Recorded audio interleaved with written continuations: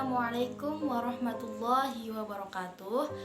Sebelumnya, perkenalkan nama saya Amelia Stiani, NIM 19020160037, kelas HKI A3, Fakultas Syariah dan Hukum UIN Wali Songo Semarang.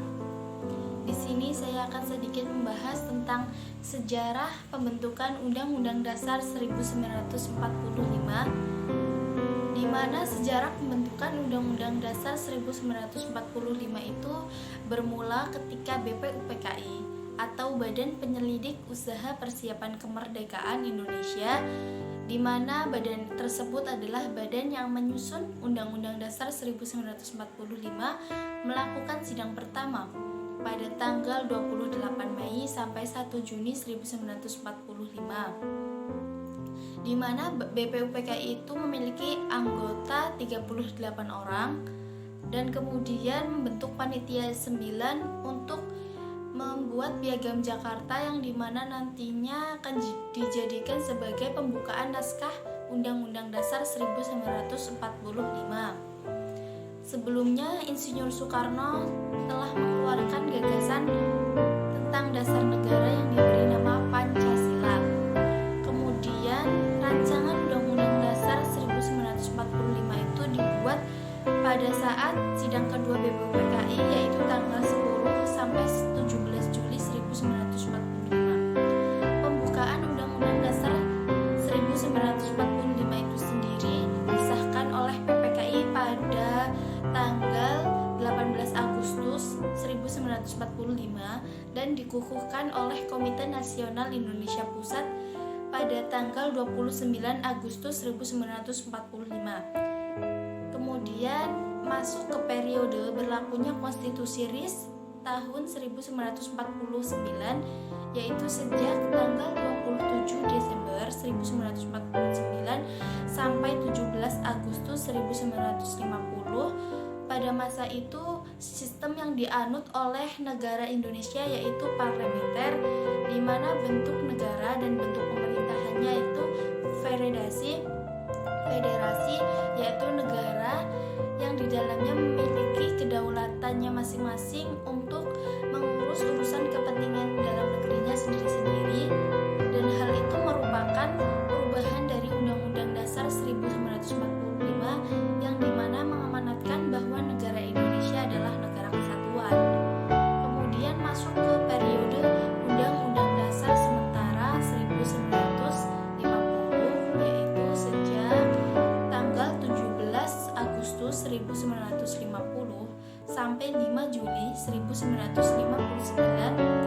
Pada periode UUDS 1950 ini dilakukannya sistem demokrasi parlementer atau sering kita sebut demokrasi liberal. Pada periode ini banyak kabinet yang saling silih berganti. Akibatnya banyak pembangunan yang tidak berjalan dengan lancar dan masing-masing partai politik itu lebih mementingkan kepentingan partainya sendiri dan golongannya.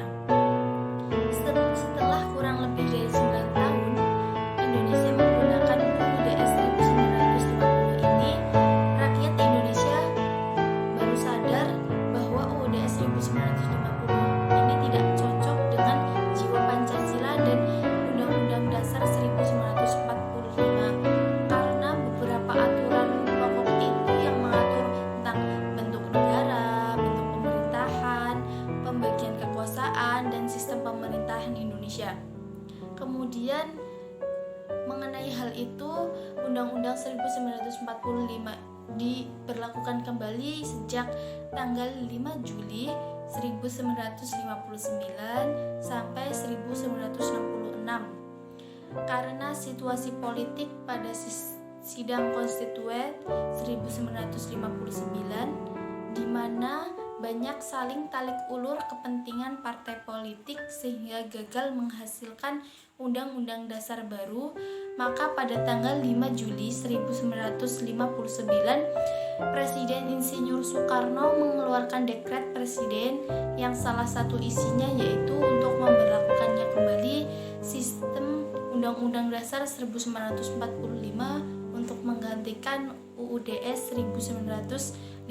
yang digunakan pada saat itu.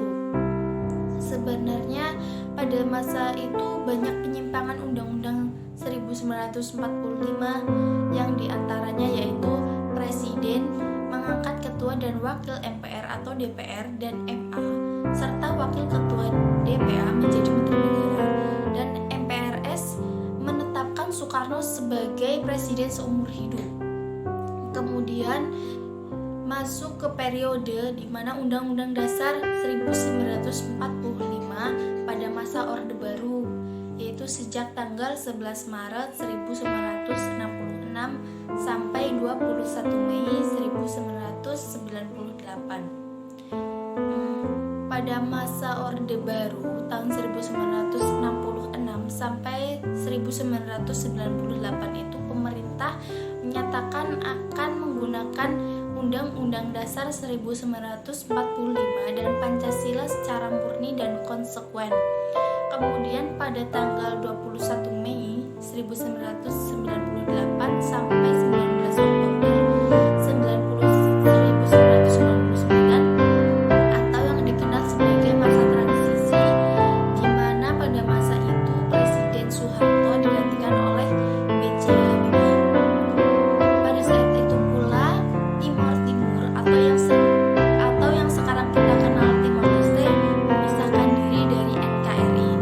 Setelah itu kita masuk ke periode di mana Undang-Undang Dasar 1945 mengalami perubahan amandemen sampai sekarang ini, yaitu merupakan perubahan amandemen yang merupakan permintaan oleh reformasi tahun 98. Amandemen Undang-Undang Dasar 1945 itu melakukan perubahan dengan tujuan agar menyempurnakan aturan dasar seperti kedaulatan rakyat, tatanan negara,